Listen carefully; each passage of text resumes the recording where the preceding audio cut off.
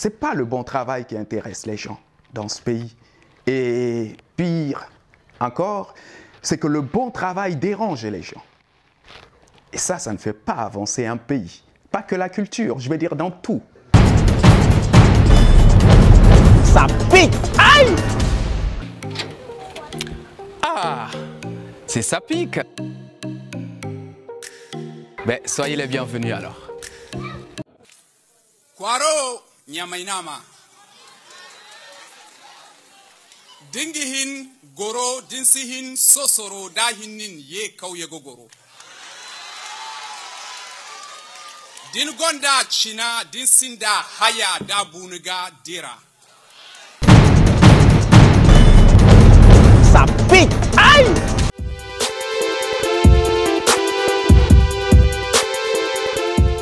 Enfin, j'écrivais des textes que je gardais pour moi. C'est des textes dans lesquels je racontais beaucoup plus ma vie, beaucoup plus la vie de ma famille, l'intime si vous voulez.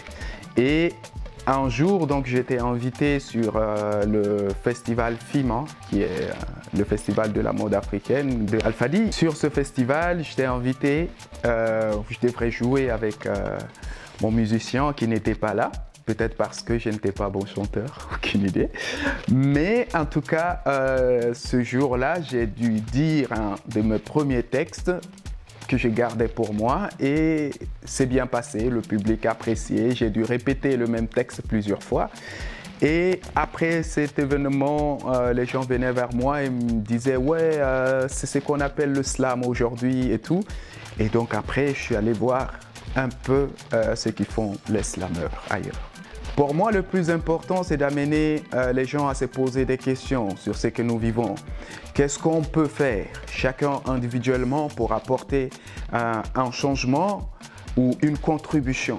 Je pense jouer avec les mots ou avoir les mots dans sa poche, comme dirait Djeliba, c'est une des raisons, bien sûr, pour lesquelles je me fais appeler le fils de la parole. Simplement parce que je ne suis pas un grillonné initié à la parole. On dit depuis un moment la parole est orpheline parce qu'on n'a plus de griot généalogiste, donc né initié à la parole. On ne l'a plus au Niger. Malheureusement, c'est triste. Et donc, moi, j'ai tenté de me faire appeler griot moderne. Mais le fils de la parole, encore mieux, parce que là, on peut simplement l'accepter et l'admettre. Donc, c'est pourquoi le fils de la parole. Dans notre famille, c'est, si tu veux, c'est la noblesse, c'est la chefferie. Ce qui est choquant, bien sûr, pour ma famille, qui me retrouve déjà à accepter que je sois un artiste, bien que après beaucoup d'efforts, parce qu'ils trouvaient que ce n'était pas digne de moi, vu ma famille, d'accord? Donc c'est pourquoi cet accoutrement, parce que pour moi, ça fait entre deux. Il y a une partie du corps qui est nue et il y a une partie qui est couverte. Donc, ni l'autre côté, ni l'autre face. Donc je me permets de me positionner au juste milieu. Pourquoi conteur? Parce que simplement, j'aime la parole, j'aime Djado Sékou, j'aime Djeliba, j'aime les épopées qui ont bercé notre enfance.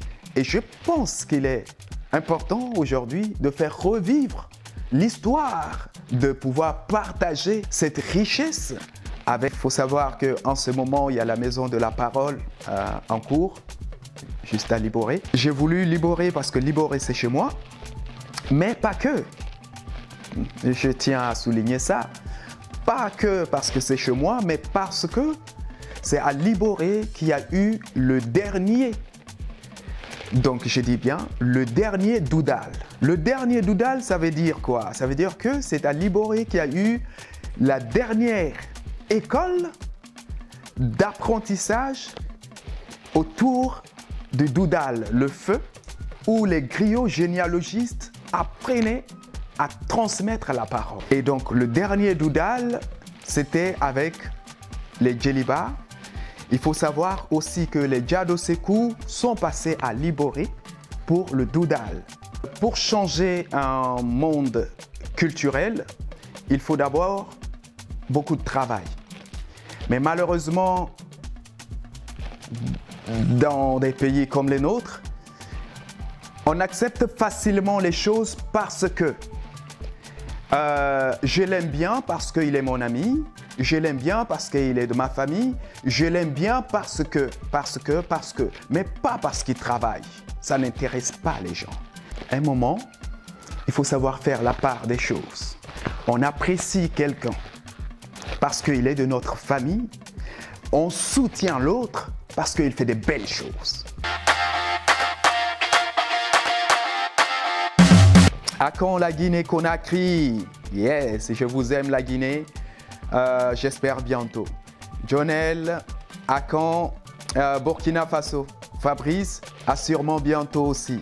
Daouda Soumana, est-ce que vous avez étudié le slam? Alors non, j'ai rencontré le slam comme on rencontre la plus belle femme.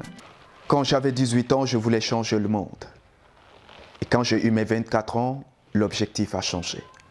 Je voulais l'unité africaine, je militais pour l'égalité entre l'homme et la femme, je voulais la santé et l'éducation pour tous.